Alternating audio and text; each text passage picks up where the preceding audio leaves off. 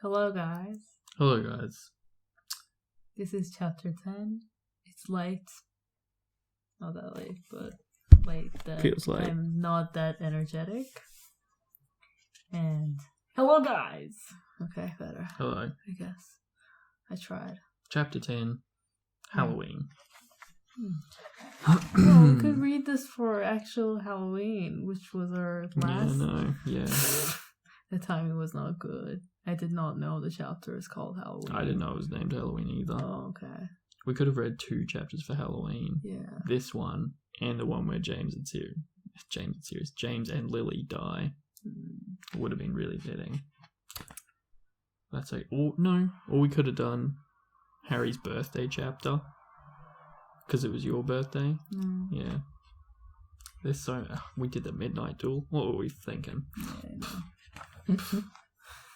Anyway, chapter 10. Malfoy couldn't believe his eyes when he saw that Harry and Ron were still at Hogwarts next day, looking tired but perfectly cheerful. Indeed, by next morning, Harry and Ron thought that meeting the three-headed dog had been an excellent adventure, and they were quite keen to have another one. In the meantime, Harry filled Ron in about the package that seemed to have been moved from Gringotts to Hogwarts, and they spent a lot of time wondering what could possibly need such heavy protection. "It's either really valuable or really dangerous," said Ron. "Or both," said Harry. But as all they knew for sure about the mysterious object was that it was about 2 inches long, they didn't have much chance of guessing what it was without further clues. Oh, there's something wrong with me. Should I read it? Should I read this chapter? Do you want to read this chapter? Yeah. Yeah, okay, good.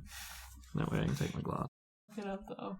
But as all they knew for sure about the mysterious object was that it was about 2 inches long, they didn't have much chance of guessing what it was without further clues. Neither Neville or Hermione showed the slightest interest in what lay underneath the dog and the trapdoor. All Neville cared about was never going near the dog again. Hermione was now refusing to speak to Harry and Ron, but she was such a bossy know-it-all that they saw this as an added bonus. All they really wanted now was a way of getting back at Malfoy, and to their great delight, just such a thing arrived with a post about a week later. As the owls flooded into the Great Hall as usual, everyone's attention was caught at once by a long, thin package carried by 6 large screech owls.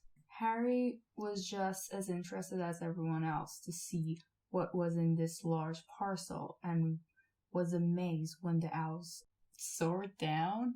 Yep. And dropped it right in front of him, knocking his bacon to the floor. They had hardly fluttered out of the way when another owl dropped the letter on top of the parcel. Harry ripped open the letter first, which was lucky because it said, "Do not open the parcel at the table. It contains your new Nimbus 2000, but I don't want everybody knowing you've got a broomstick, or they'll all want one.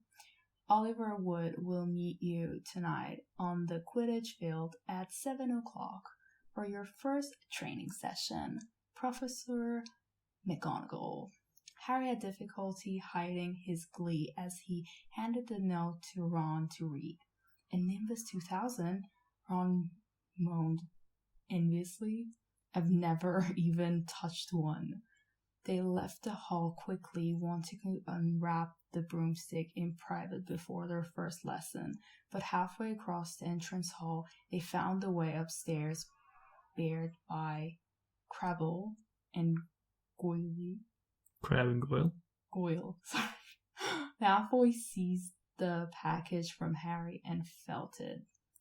"That's a broomstick," he said, throwing it back to Harry with a mixture of jealousy and spite in his face. "You'll be for it this time, Potter. First years aren't allowed them." Ron couldn't resist it. It's not only old broomstick, he said. It's a Nimbus 2000. What did you say you've got at home, Malfoy? A Comet 260? Ron grinned at Harry. Comets look flashy, but they're not in the same league as the Nimbus. What would you know about it, Weasley? You couldn't afford half the handle. Oof. Malfoy snapped back. I suppose you and your brothers have to save up twig by twig. Yeah. What a bitch. Yeah. Before Ron could answer, Professor Flitwick.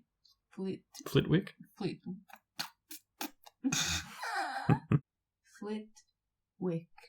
Mm-hmm. Yeah. Appeared at Malfoy's elbow. Not arguing, I hope, boys, he squeaked. Potter's been sent a broomstick, Professor, said Malfoy quickly. Yes, that's right, said Professor Flitwick, beaming at Harry. Professor McGonagall told me all about the special circumstances, Potter. And what model is it? Do you want to read the rest? Okay. The Nimbus. The picture.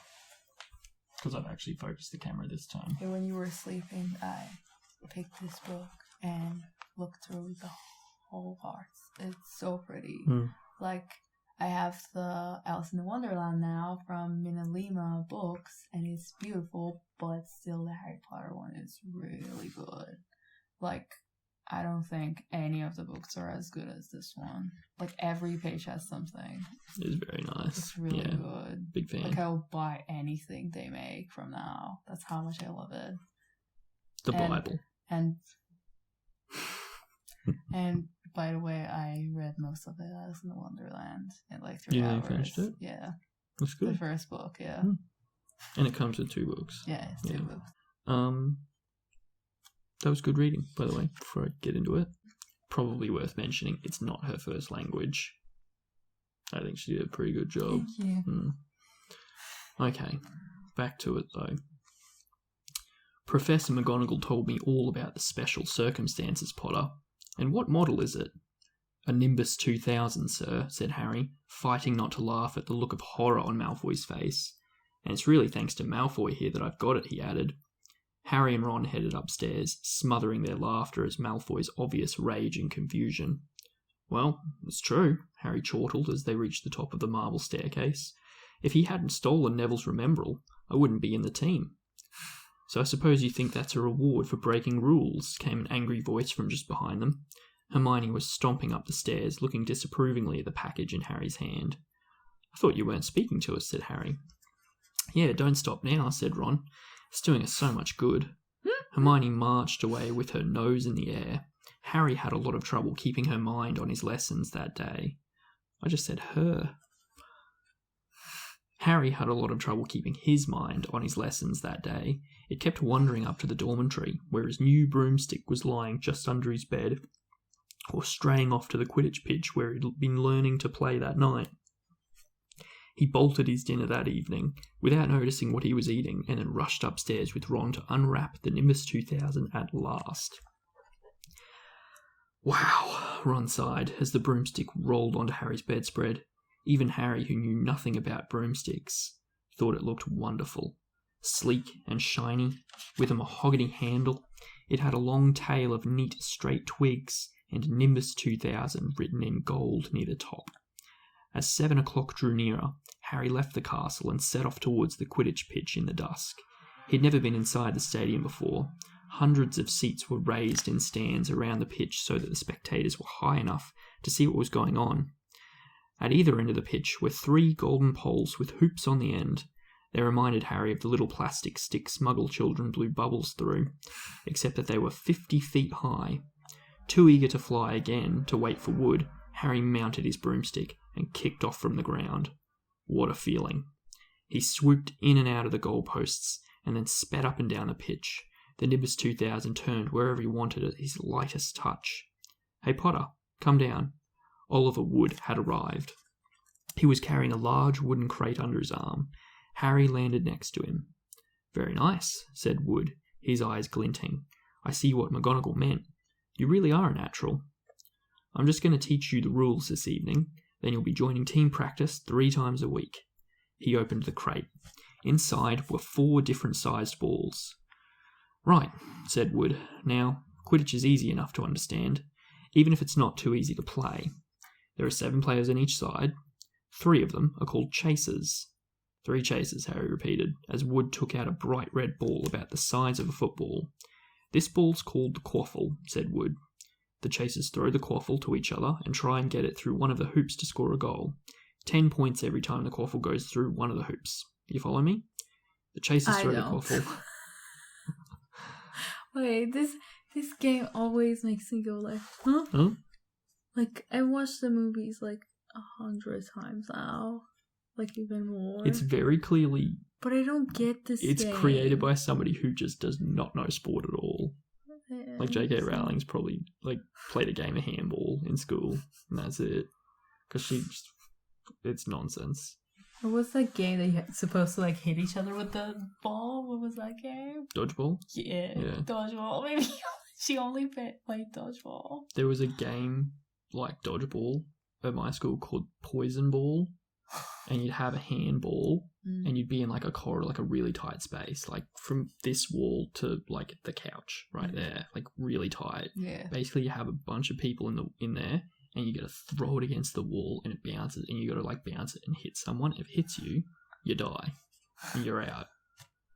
And, like, I think if you're the last person, the second last person, like, the person wins, but the second last person, they've got to, like, stand up against the wall, and just everybody takes a turn pegging it at them. You want to know how dodgeball was in my schools? Yeah. I think it's different, because when I see it in movies, it's different. Like, they put the people in front of a wall, but in Iran, it was that the people that are about to get hit are in the middle, and the people that hit with the ball are in the 2 sides. And we'd hit them. So there's one ball, we hit it, and if it didn't hit them back, like if it didn't like get to someone, we'll get it so quickly, and before they turn, we'll hit the shit out of them. We're so cruel. Yeah, I was about to say, that's way different to Western dodgeball. That's like target practice. When I see it in movies, I'm like, what was that? Losers. Like, we had to go like ninja. Yeah. I like that. Savage. Let's do that. Wonder what magic dodgeball is like. 10 points every time the quaffle goes through one of the hoops. You follow me? The chasers throw the quaffle and put it through the hoops to score, Harry recited. So that's sort of like basketball on broomsticks with 6 hoops, isn't it? What's basketball? Said Wood curiously. Never mind, said Harry quickly. Now there's another player on each side who's called the keeper. I'm the keeper for Gryffindor. I have to fly around our hoops and stop the other team from scoring. 3 chasers, 1 keeper, said Harry. He's got no idea. Who was determined to remember it all. And they play with the quaffle. Okay, got that? So what are they for? He pointed at the 3 balls left inside the box. I'll show you now, said Wood. Take this. He handed Harry a small club, a bit like a rounder's bat. I'm going to show you what the bludgers do, Wood said. These 2 are the bludgers. He showed Harry 2 identical balls, jet black and slightly smaller than the red quaffle. Harry noticed that they seemed to be straining to escape the straps holding them inside the box. Stand back, Wood warned Harry. He bent down and freed one of the bludgers. At once the black ball rose high in the air and then pelted straight at Harry's face. Harry swung at it with the bat to stop it breaking his nose and sent it zigzagging away into the air. It zoomed around their heads and then shot at Wood, who dived on top of it and managed to pin it to the ground. See? Wood panted, forcing the struggling bludger back into the crate and strapping it down safely. The bludgers rocket around anything trying to knock the players off their brooms. That's why you have 2 beaters on each team. The Weasley twins are ours. It's their job to protect their side from the bludgers and try and knock them towards the other team. What was bludgers? I didn't get it. Like the little cannonball-looking things in the movies that, like, hit you. The ball. Yeah. Okay. Yeah. Got it, yeah. Yeah, also they're like actual cannibals in the movies, but they're not. Like if a cannibal hits you, you're gonna die. But like Oliver Wood just like caught it. Like it hurts, but it's not. Yeah. It's not gonna kill you. Like it looks like it would in the movie. So, think you've got all that? 3 chasers try and score with the quaffle. The keeper guards the goalposts. The beaters keep the bludgers away from their team. Harry reeled off. Very good, said Actually, Wood. I get it now. I get it. Yeah. There you go. Just needed to read the Because book. before we were like this, I was like... now I'm like, okay. Yeah, the book makes it clear. Have the bludgers ever killed anyone? Harry asked, hoping he sounded offhand. Never at Hogwarts. We've had a couple of broken jaws, but nothing worse than that. Now, the last member of the team is the Seeker. That's you. And you don't have to worry about the quaffle or the bludgers, unless they crack my head open. Don't worry, the Weasleys are more than a match for the bludgers. I mean, they're like a pair of human bludgers themselves. Wood reached into the crate and took out the 4th and last ball. Compared with the quaffle and the bludger, it was tiny, about the size of a large walnut. It was bright gold and had little fluttering silver wings. This, said Wood, is the golden snitch, and it's the most important ball of the lot. It's very hard to catch because it's so fast and difficult to see. It's the Seeker's job to catch it. You've got to weave in and out of the chasers, beaters, bludgers, and quaffle to get it before the other team's Seeker, because whichever Seeker catches the snitch wins his team an extra 150 points, so they nearly always win. That's why Seekers get fouled so much. A game of Quidditch only ever ends when the snitch is caught, so it can go on for ages. I think the record is 3 months. They had to keep bringing on substitutes so that players could get some sleep. Well, that's it. Any questions? Harry shook his head. He understood what he had to do all right. It was doing it that was going to be the problem. We won't practice with the snitch yet, said Wood, carefully shutting it back inside the crate. It's too dark. We might lose it. Let's try you out with a few of these. He pulled a bag of ordinary golf balls out of his pocket, and a few minutes later, he and Harry were up in the air, Wood throwing the golf balls as hard as he could in every direction for Harry to catch. Harry didn't miss a single one, and Wood was delighted. After half an hour, night had really fallen and they couldn't carry on. That Quidditch couple have our name on it this year, said Wood happily, as they trudged back up to the castle. I wouldn't be surprised if you turn out better than Charlie Weasley, and he could have played for England if he hadn't gone off chasing dragons. Oh man, Oliver Wood's really missed an opportunity there. Like, he's just throwing the golf balls. He could have treated it like a driving range, and they could have actually gone to a driving range and just like had Harry just catching balls out of the air. Perhaps it was because he was now so busy, what with Quidditch practice 3 evenings a week on top of all his homework, but Harry could hardly believe it when he realised that he'd already been at Hogwarts 2 months. The castle felt more like home than Privet Drive had ever done. His lessons, too, were becoming more and more interesting now that they had mastered the basics. On Halloween morning, they woke to the delicious smell of baking pumpkin wafting through the corridors. Even better, Professor Flitwick announced in Charms that he thought they were ready to start making objects fly, something they had all been dying to try since they'd seen him make Neville's toad zoom around the classroom. Professor Flitwick put the class into pairs to practice. Harry's partner was Seamus Finnegan, which was a relief because Neville had been trying to catch his eye. Ron, however, was to be working with Hermione Granger. It was hard to tell whether Ron or Hermione was angrier about this. She hadn't spoken to either of them since the day Harry's broomstick had arrived. Now don't forget that nice wrist movement we've been practicing, squeaked Professor Flitwick, perched on top of his pile of books as usual. Swish and flick. Remember? Swish and flick. And saying the magic words properly is very important too. Never forget Wizard Barufio, who said S instead of F, and found himself on the floor with a buffalo on his chest. It was very difficult. Harry and Seamus swished and flicked, but the feather they were supposed to be sending skywards just lay on the desktop. Seamus got so impatient that he prodded it with his wand and set fire to it. Harry had to put it out with his hat. Ron, at the next table, wasn't having much more luck. Wingardium Leviosa, he shouted, waving his long arms like a windmill. You're saying it wrong, Harry heard Hermione snap. It's Wingardium Leviosa. Make the gar nice and long. You do it then if you're so clever, Ron snarled. Hermione rolled up the sleeves of her gown, flicked her wand, and said, Wingardium Leviosa. Their feather rose off the desk and hovered about 4 feet above their heads. Oh, well done, cried Professor Flitwick, clapping. Everyone see here, Miss Granger's done it. Ron was in a very bad temper by the end of the class. It's no wonder no one can stand her, he said to Harry as they pushed their way into the crowded corridor. She's a nightmare, honestly. Someone knocked into Harry as they hurried past him.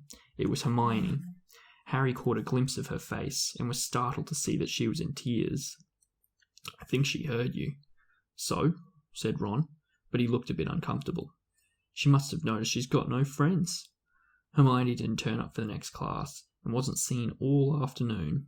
On their way down to the Great Hall for the Hallowe'en's feast, Harry and Ron overheard Parvati Patil telling her friend Lavender that Hermione was crying in the girls' toilets and wanted to be left alone. Ron looked still more awkward at this, but a moment later they had entered the Great Hall, where Halloween decorations put Hermione out of their minds. 1,000 live bats fluttered from the walls and ceiling, while 1,000 more swooped over the tables in low black clouds, making the candles in the pumpkins stutter. The feast appeared suddenly on the golden plates, as it had at the start of term banquet. Harry was just helping himself to a jacket potato when Professor Quirrell came sprinting into the hall, his turban askew and terror on his face. Everyone stared as he reached Professor Dumbledore's chair, slumped against the table and gasped. And Troll in the dungeons. Thought you ought to know. He then sank to the floor in a dead faint. There was uproar. It took several purple firecrackers exploding from the end of Professor Dumbledore's wand to bring silence. Prefects, he rumbled, lead your houses back to the dormitories immediately. Percy was in his element. Follow me, stick together, first years, no need to fear the troll if you follow my orders, stay close behind me now. Make way, first years coming through. Excuse me, I'm a prefect. How could a troll get in? Harry asked as they climbed the stairs. Don't ask me. They're supposed to be really stupid, said Ron. Maybe Peeves let it in for a Halloween joke. They passed different groups of people hurrying in different directions as they jostled their way through a crowd of confused Hufflepuffs. Harry suddenly grabbed Ron's arm. I've just had a thought. Hermione. What about her? She doesn't know about the troll. Ron bit his lip. Oh, all right, he snapped. But Percy better not see us. Ducking down, they joined the Hufflepuffs going the other way, slipped down a deserted side corridor, and hurried off towards the girls' toilets. They had just turned the corner when they heard quick footsteps behind them. Percy, hissed Ron, pulling Harry behind a large stone griffin. Peering around it, however, they saw not Percy, but Snape. He crossed the corridor and disappeared from view. What's he doing? Harry whispered. Why isn't he down in the dungeons with the rest of the teachers? Quietly as possible, they crept along the next corridor after Snape's fading footsteps. He's heading for the 3rd floor, Harry said, but Ron held up his hand. Can you smell something? Harry sniffed, and a foul stench reached his nostrils, a mixture of old socks and the kind of public toilet no one seems to clean. And then they heard it, a low grunting, and the shuffling footfalls of gigantic feet. Ron pointed. At the end of a passage to the left. I remember this part in the Lego game on the Switch. I couldn't do it. I didn't know what to do. Did you end up beating that? Yeah. Yeah. But it took a bit of time. And then they heard it, a low grunting and the shuffling footfalls of gigantic feet. Ron pointed. At the end of the passage to the left, something huge was moving towards them. They shrank into the shadows and watched as it emerged into a patch of moonlight. It was a horrible sight. 12 feet tall, its skin was a dull granite grey, its great lumpy body like a boulder with its small bald head perched on top like a coconut. It had short legs, thick as tree trunks, with flat, horny feet. The smell coming from it was incredible. It was holding a huge wooden club which dragged along the floor because its arms were so long. The troll stopped next to a doorway and peered inside. It waggled its long ears, making up its tiny mind, and slouched slowly into the room. "The key's in the lock," Harry muttered. "We could lock it in." "Good idea," said Ron nervously. They edged towards the open door, mouths dry, praying the troll wasn't about to come out of it. With one great leap, Harry managed to grab the key, slam the door, and lock it. Yes! Flushed with their victory, they started to run back up the passage, but as they reached the corner, they heard something that made their hearts stop. A high, petrified scream, and it was coming from the chamber they'd just locked up.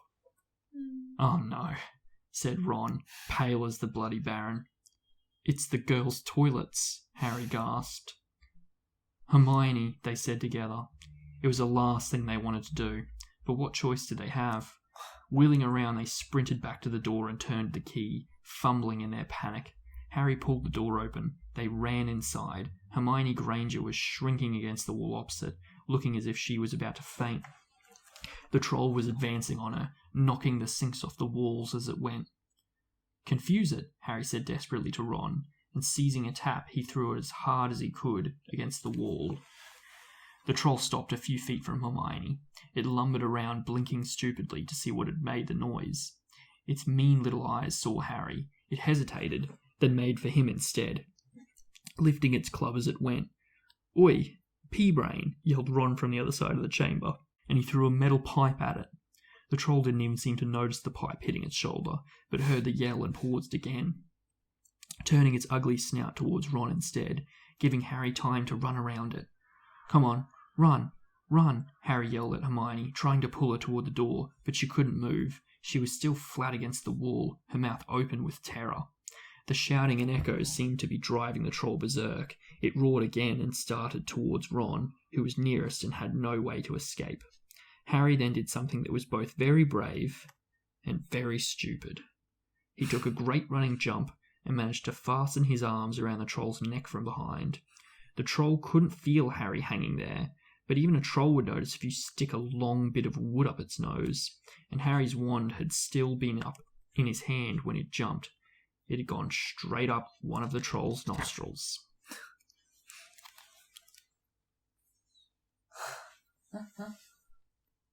Oh, it hurt my wrist. Howling with pain, the troll twisted and flailed its club, with Harry clinging on for dear life. Any second the troll was going to rip him off or catch him a terrible blow with the club. Hermione had sunk to the floor in fright. Ron pulled out his own wand, not knowing what he was going to do. He heard himself cry the first spell that came into his head. Wingardium Leviosa.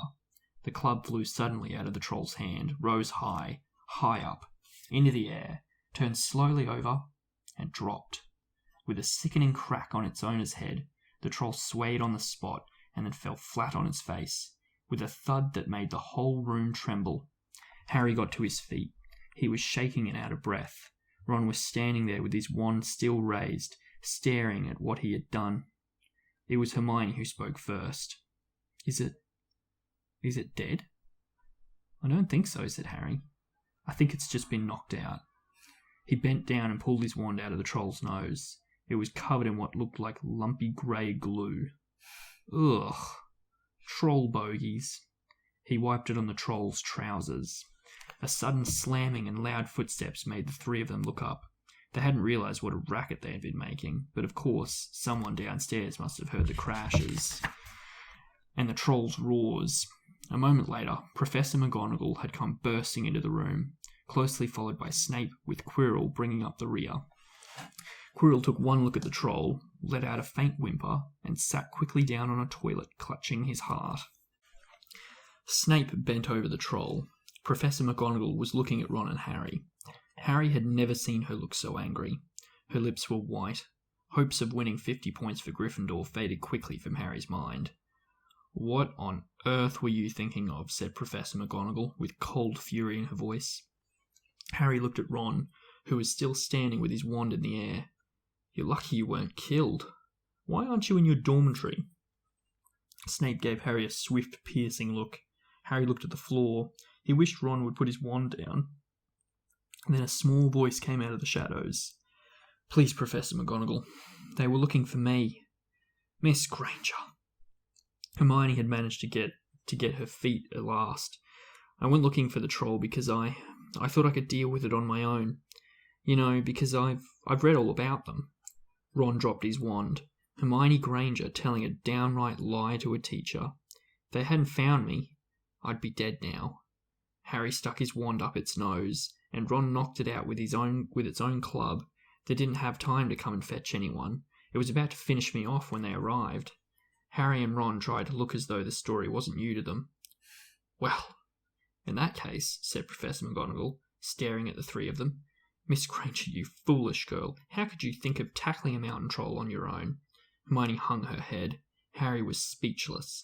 Hermione was the last person to do anything against the rules, and here she was, pretending she had to get them out of trouble. It was as if Snape had started handing out sweets. Miss Granger, 5 points will be taken from Gryffindor for this, said Professor McGonagall. I'm very disappointed in you. If you're not hurt at all, you'd better get off to Gryffindor Tower. Students are finishing the feast in their houses. Hermione left. Professor McGonagall turned to Harry and Ron. Well, I still say you were lucky, but not many first years could have taken on a full-grown mountain troll. You each win Gryffindor 5 points. Professor Dumbledore will be informed of this. Yeah, imagine 5 points for beating a troll. 5 points. That's nothing. Yeah, I know. Like but Hermione lost 5 points. They got 5 points, so they just get 5 points. 5 points for taking out a mountain troll. Yeah. Man, they don't lose anything. They get 10 points taken off when Harry's snarky in class. 5 points. Because they did a bad thing as well for not telling the teachers, She was balancing it off. Yeah, but no wonder they just cut the whole house point system from all the movies. Just 'cause it's so stupid. The teacher's you're 10 points because you know what that potion does. Oh, you beat a troll? 5 points. Sorry. Yeah, I agree, stupid. They hurried out of the chamber and didn't speak at all until they had climbed 2 floors up. It was a relief to be away from the smell of the troll, quite apart from anything else. We should have got more than 10 points, Ron grumbled. 5, you mean? Once she's taken off Hermione's. Good of her to get us out of trouble like that, Ron admitted. Mind you, we did save her. She might not have needed saving if we hadn't locked the thing in with her, Harry reminded him. They had reached the portrait of the fat lady. Pigsnout, they said, and entered. The common room was packed and noisy. Everyone was eating the food that had been sent up.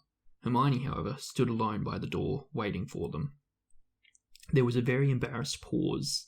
Then none of them, looking at each other, they all said, thanks, and hurried off to get plates. But from that moment on, Hermione Granger became their friend. There are some things you can't share without liking each other, and knocking out a 12-foot mountain troll is one of them. That's it. That's the chapter. That was good. New things from that chapter? Draco Malfoy has a pretty Quidditch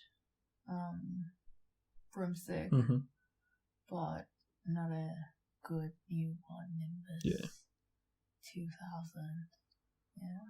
It looks nice, but... Yeah, it just looks nice, as Ron said. I wish I could give a car equivalent, but I don't know anything about cars. Me too. I learned more about the game, which I will later as well. Keeper, Seeker, Chaser. Yeah. Yep. And, yep. The boys locked Hermione in toilets, which didn't happen in the movie. She was just crying and the troll snuck up on her. That's why I was like, they locked her? Yeah. I think it's better that way because it's wow, we're idiots. We better go, we better go help her out. Otherwise, why did they change this bit? What? Why? Maybe it makes both of them seem less stupid as protagonists. So why did they want to do that? I don't know, maybe it's because it was for very, very little kids, so maybe they just wanted to streamline it and make it, just really simple. Take out all the complications in the story, Okay.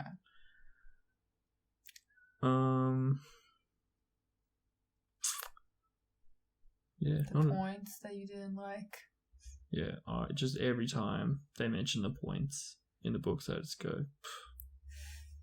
It's just, and there's like so much bias in it. Like, look at the silver lining. They just got 5 points. Yeah, 5 points for being a troll. Like in later books, Snape takes like 50 points from Harry, like just because like he wasn't paying attention in class. Really? Yeah, like in later books, like he's just shreds Maybe their him. first year, that's why the points are low. But like I feel like the first years are the only kids that like actually care about the points. Yeah, true. Because I mean, in the next books, like they talk about it like a little bit, but like, I mean, realistically, the only person that's even getting points for Gryffindor in the other books is Hermione from answering questions in class, and like nobody cares, you know. Yeah.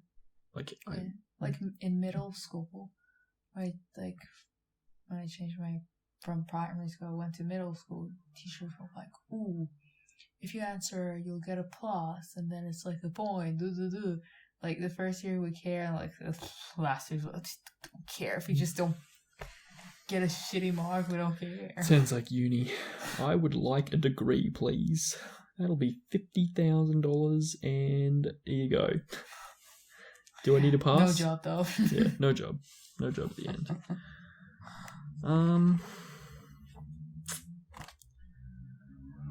Yeah, I don't know. There really not much happened. He went to Quidditch practice. He got his broom. Oh, he didn't open his broom at the table. Yeah. Remember how, like in the movies, like they drop it and it's just like very clearly a broomstick, and they're like, "Oh, I wonder what it is." Like it's a freaking broomstick, and they're like, "Ooh." And they don't show it that he takes it to his room and blah blah blah. Yeah, they got this one. He's less of an idiot in the books somehow, because like instead of opening what is very clearly a broom. I wanted to say this.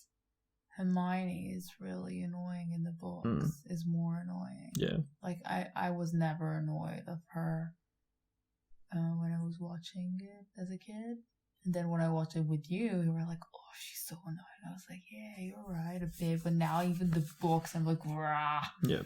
She's more annoying. The book will get in your head next time you watch the movie. Like you'll be thinking, like, "Oh yeah," and suddenly the book characters will translate to the movie like a little bit better. It is a good point that Harry wouldn't have gotten to play Quidditch if it wasn't for Malfoy. Yep. Like if he hadn't have stolen the Remembrall. Yeah. Yeah, the part where he asks if bludgers have killed anyone ever. Like that's, I don't know. I feel like they might have gotten bludgers wrong in the movies. Like how they actually just made them cannonballs flying at people. Like, do you remember in the second movie? Yep. When it's like a cursed bludger and it's like going through like timber stud in the stadium. Yeah. And it's like, bro, if that's going through timber, like if that hits a person, that's going to kill them, you know?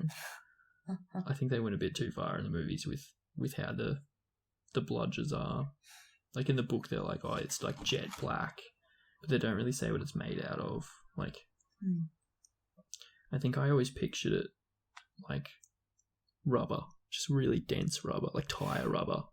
You know, like if you had a ball of tire rubber and you threw it at something, that would hurt a lot. Wouldn't kill you though. You know, it's not made out of metal. At least I don't think it's made out of metal. Just says black ball, jet black.